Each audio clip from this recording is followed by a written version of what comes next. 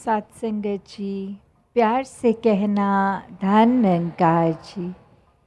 रांची में यहाँ आए सभी सत्संग के लिए मन में उद्देश्य ये कि संतों की वाणी सुनने का अवसर मिलेगा। जो जो वचन आ रहे थे, चाहे भजन रूप था, कविता रूप थी, एक स्पीच के माध्यम से, कोई भी एक रूप रहा हो, किसी के भी एक, चाहे बहन भाई बुजुर्ग बच्चे, किसी से भी वो वचन निकले हों, तो संदेश के ऊपर अगर देखा जाए तो सभी ने एक ही संदेश दिया है। अपने जीवन को पूरी तरह से एक मुकम्मल जीवन जीने का संदेश, कि संसार में आए हैं तो जाना भी है, और जो ये ज़िंदगी जीना वो पूर्णता से कैसे जीना है। अगर सिर्फ अपने ही लिए एक खुदगर्ज बन के, एक अपने ऊपर फोकस करके, तो कैसे फिर ये जीवन आसान हो पाएगा। कि अगर हम सिर्फ अपने ऊपर ही सेल्फ सेंटर्ड रहेंगे, केंद्र हम अपना आप को ही, एक अपने आप को कैसे श्रेष्ठ बनाया जाए, अपने जीवन में एक महत्वता हमें खुद के अलावा हर एक को देनी है। ये संदेश है कि कैसे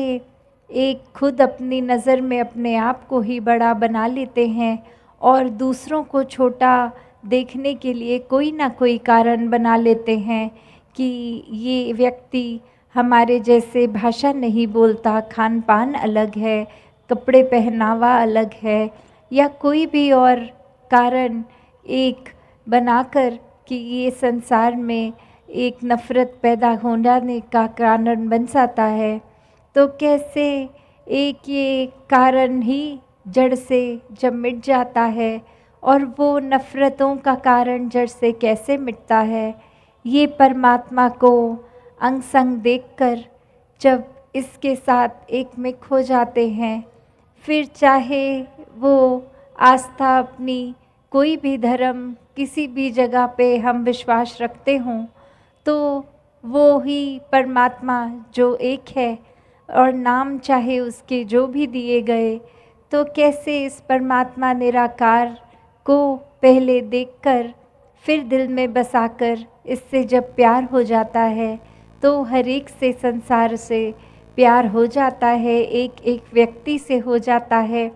फिर वो चाहे घर का ही सदस्य हो, या कोई जानकार, या बिल्कुल ही कोई एक अजनबी, एक स्ट्रेंजर, उससे भी हमारा दिल उतना ही प्यार करेगा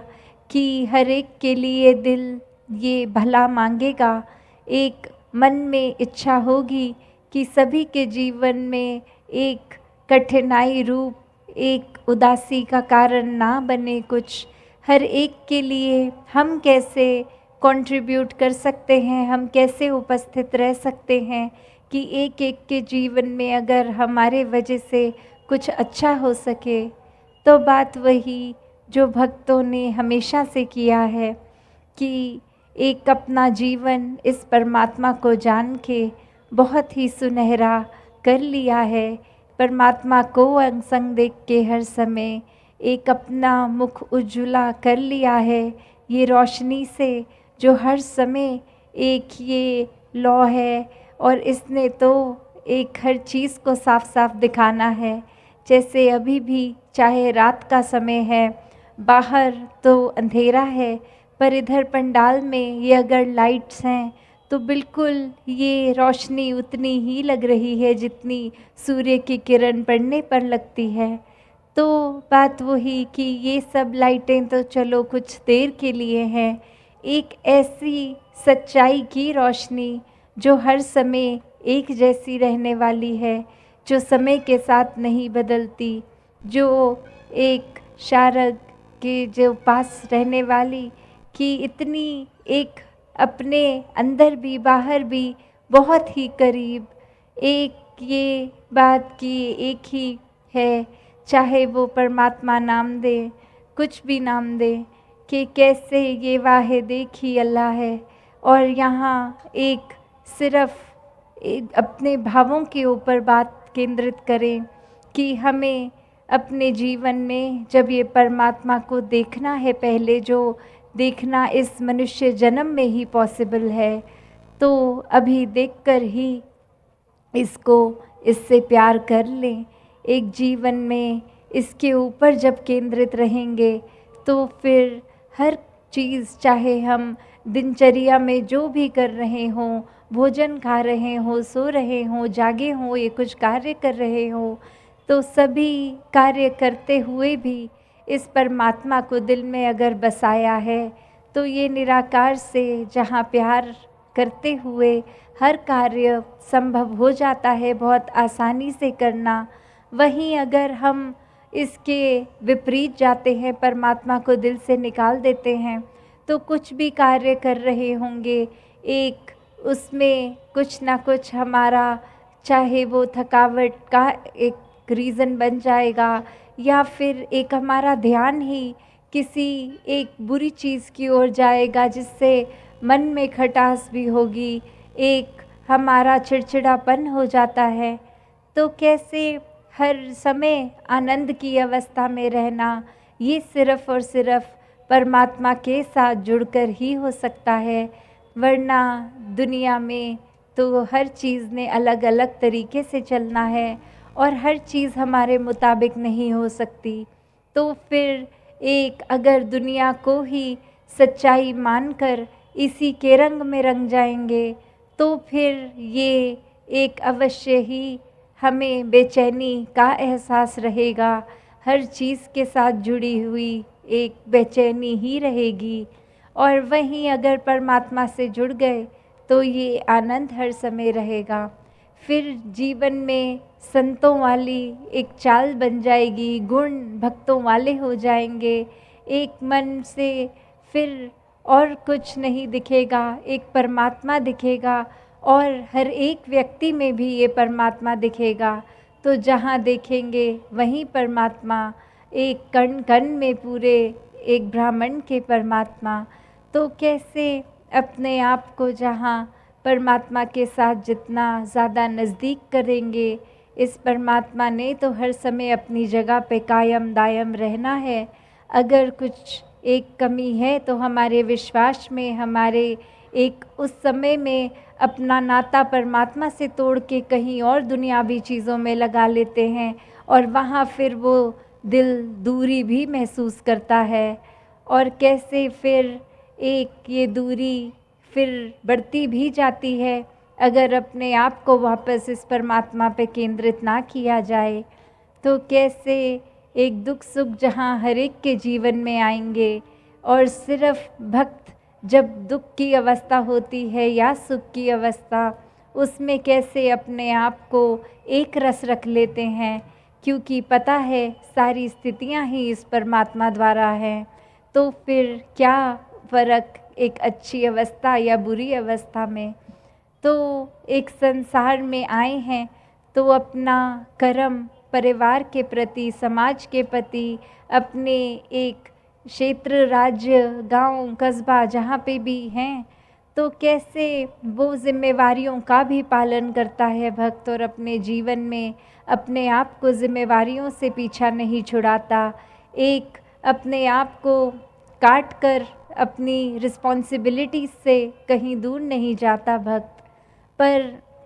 इसी घर में रहकर, इसी समाज में रहकर वो भक्ति भी करता ही जाता है। कैसे हम हर एक में वो पोटेंशियल है कि अपना पूर्ण रूप को पहचान लें। जब इस परमात्मा के दर्शन कर लेते हैं तो अपनी असली पहचान जो कि परमात्मा ही है, ये समझ आ जाती है इस आत्मा को कि एक शरीर के ऊपर नहीं, एक आत्मा का असली आधार ये परमात्मा ही है। शरीर तो कुछ सालों के लिए ही इस परमात्मा ने दिया है और इसी शरीर में होते होते इस परमात्मा को जानकर इसके साथ एकमिक वाली अवस्था रहे। तो कैसे हर समय एक भक्त जो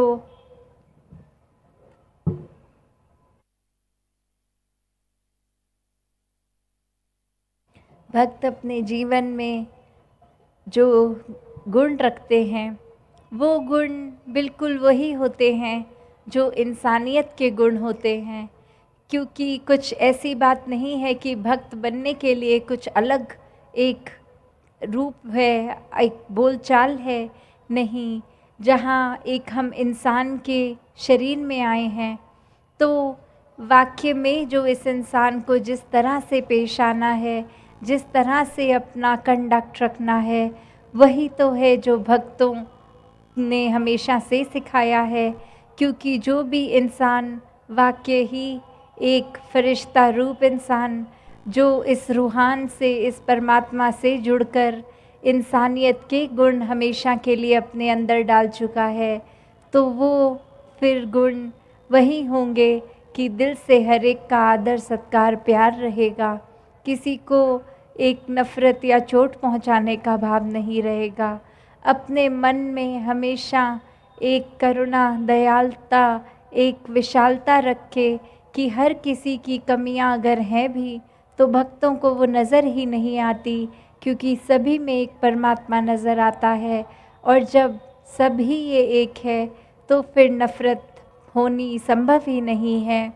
और वहीं ये मन जब फिर एक चैन सुकून के जीवन के लिए, अमन एकता शांति के प्रतीक के लिए एक अपने आप को चलाता है, तो वही भक्तों ने सिखाया कि मन में एक दया का भाव होना। ये नहीं कि दया सिर्फ तब अगर किसी की अवस्था हमसे थोड़ी फाइनेंशियली या कोई धन रूप में या किसी मदद के रूप में कम है तो तरस खा के उस पे कुछ करना। नहीं, ये दया तो करुणा और प्यार का भाव है कि एक किसी की मदद के लिए नहीं कुछ इंसान कर रहा,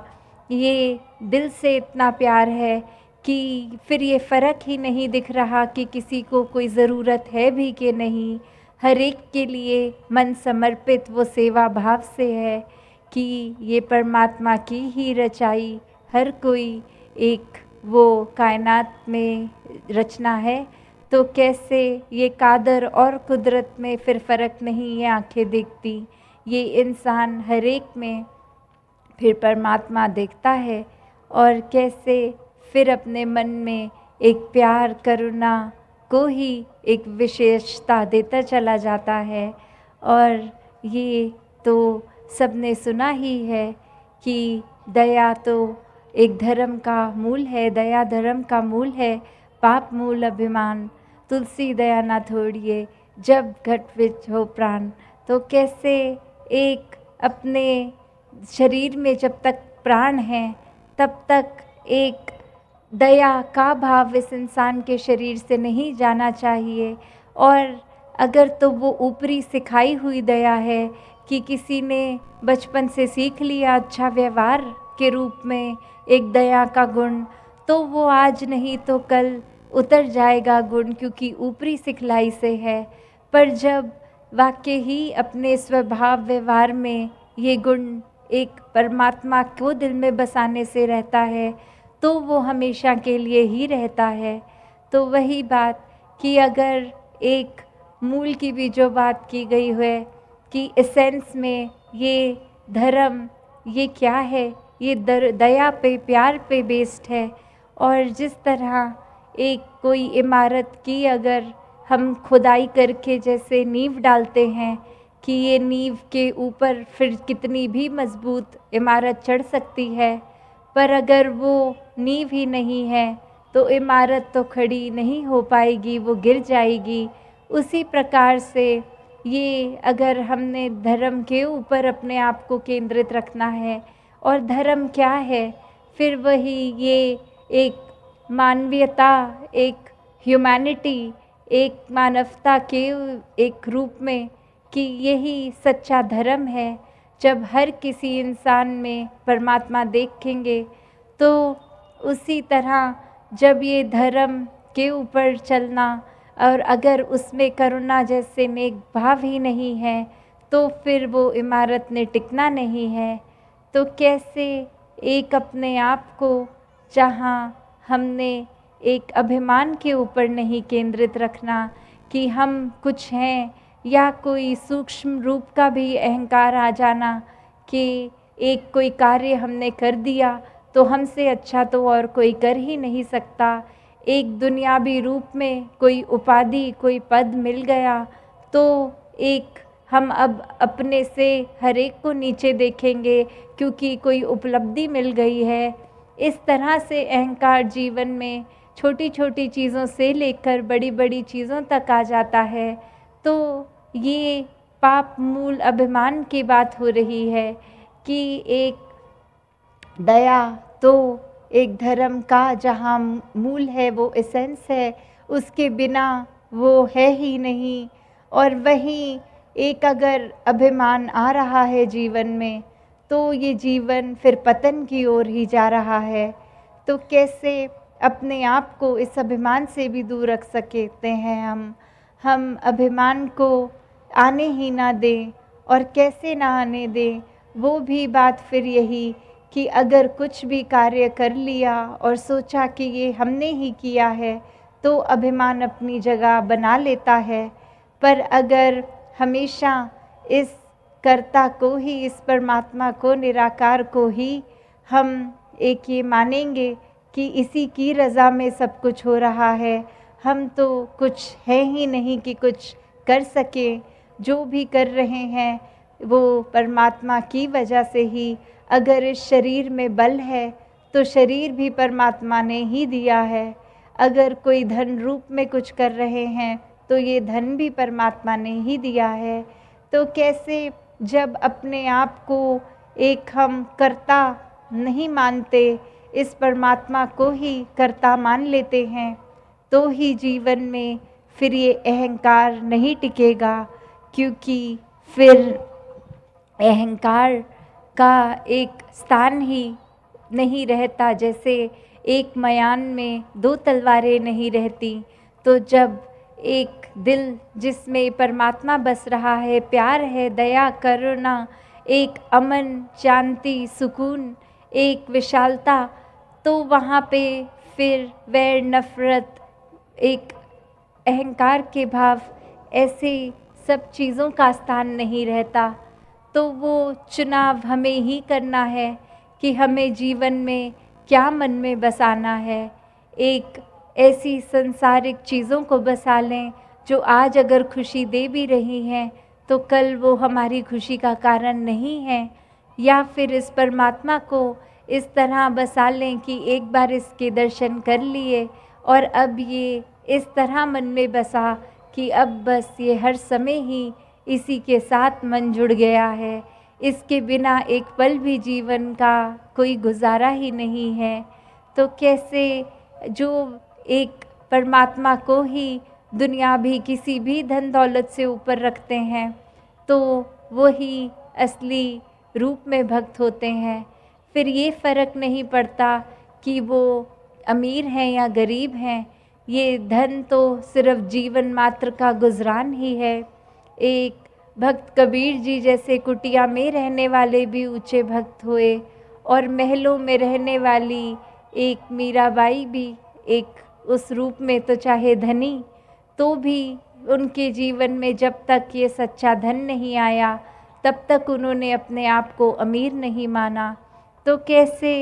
एक आध्यात्मिक होने का मतलब ये नहीं कि कुछ संसारिक उपलब्धियां आध्यात्मिक होने से मिलेंगी, परमात्मा का नाम लेंगे तो कुछ हासिल होगा, नहीं। ये परमात्मा को जानना, इसका नाम लेना तो तब ही आनंद का कारण बनता है जब इसको पहले देख लेते हैं। ये परमात्मा ने इस इंसान को रचकर इंसान से क्या एक काम करवाने हैं, वो अच्छाइयों वाले काम करने फिर हर पल में जब ये इंसान शुरू कर देता है तो ही पूर्णता से वो इंसान है। वरना तो सिर्फ एक शरीर इंसान का और कर्म तो फिर हैवान वाले हैं। तो हमें ही एक परमात्मा का आसरा लेकर ये सोझी बनानी है कि हम किस दिशा में जाएं। तो जहाँ हर एक ने सेवा सिमरन सत्संग करते हुए अपने जीवन को निराकार के एक एहसास में हर पल बिताना है, वहीं अपने जीवन की जो भी कर्तव्य है उनको भी निभाना है। अपने जीवन में फिर एक और ज़्यादा अच्छाई को बिठाना है, पूर्णता से इंसान बनना है। सत्संगत जी, धन निरंकार जी।